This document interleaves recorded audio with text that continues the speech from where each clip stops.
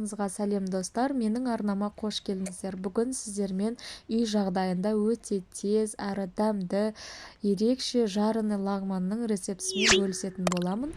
Егер менің арнама тіркелмеген болсаңыз, тіркеліп алыңыздар, осындай ерекше рецепттермен бөлісетін боламын.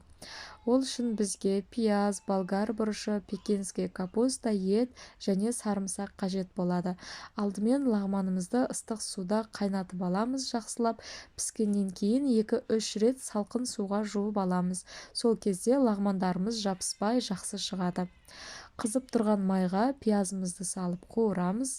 Оның үстіне чесногымызды салып, қызартып, жақсылап қуырып аламыз. Қызарғаннан кейін үстіне етімізді саламыз. 2-3 минутқа жақсылап қуырып аламыз. Үстіне соя сосын 1 қасық құйып, жақсылап араластырамыз.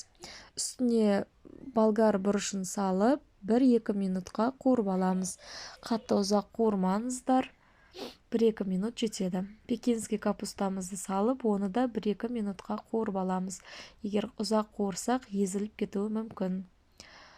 Үстіне көк пиязымызды, тұзымызды, бұрыш және приправаларымызды салып, жақсылап араластырамыз.